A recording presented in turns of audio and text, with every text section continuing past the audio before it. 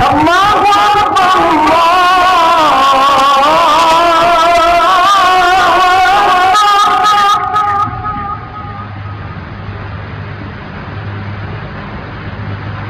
اللہ صلی اللہ علیہ وسلم سے ارشاد ہے کہ جب بھی کوئی ظالم حکمران آئے تو اس کو گالی مت دو، اس کو برا بھلا مت کہو، اپنے اعمال درست کرو۔ حکمران کا دل اللہ تعالیٰ کے ہاتھ میں ہے، اللہ تعالیٰ جس طرح چاہیں اس کو پھیر دیں۔ اگر ہمارے اعمال اچھے ہوں گے تو اللہ تعالیٰ ہمارے حکمران کے دل کو نرم کر دیں گے، اگر ہمارے اعمال برے ہوں گے تو حکمران کا دل بھی سخت ہو جائے گا۔ تو بجائے اس کو برا بھلا کہنے کے ہم اپنے آپ کو درست کریں کہ ہم کس طرف جا رہے ہیں۔ اب جب ہم خود یہ چاہتے ہیں کہ ملک کے اندر آزادی ہو، بے حیائی ہو، فحاشی ہو، تو ہمارے حکمران بھی پھر سینما کا افتتاح کر کے اس پر اللہ تعالیٰ کا شکر ادا کریں گے، جس طرح یہ پچھلے دنوں میں ہوا ہے۔ ہماری جو وزیر اطلاعات ہے اس نے سینما کا افتتاح کیا، پھر اللہ تعالیٰ کا شکر ادا کیا اور پھر ساتھ دعا بھی کی کہ یا اللہ اس کو کامیاب کرنا۔ تو ہم اسلامی ملک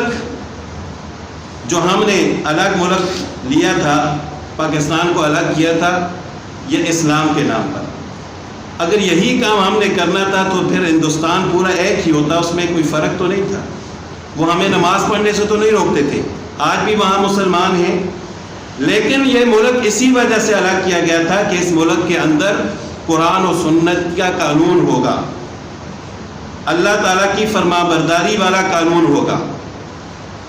اور انہوں نے صرف سینما کا افتتاح نہیں کیا بلکہ 10 سال تک انہوں نے اعلان کیا ہے کہ سینما یعنی اس پوری انڈسٹری سے کوئی ٹیکس نہیں لیا جائے گا۔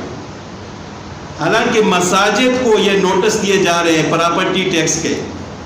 حالانکہ مسجد کسی کی جاگیر نہیں ہوتی،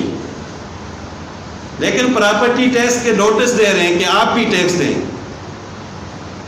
اور مسجد کا جو بجلی کا میٹر ہوتا ہے وہ مسجد کے نام پر ہوتا ہے، لیکن جب بل آتا ہے تو اس میں 100 روپے ٹی وی کے ہوتے ہیں۔ عقل کے اندھوں کو اتنی بھی سمجھ نہیں ہے کہ مسجد کے نام پر میٹر ہے اور اس میں ٹی وی کیسے، وہ اس سے وہ الگ نہیں کر سکتے، لیکن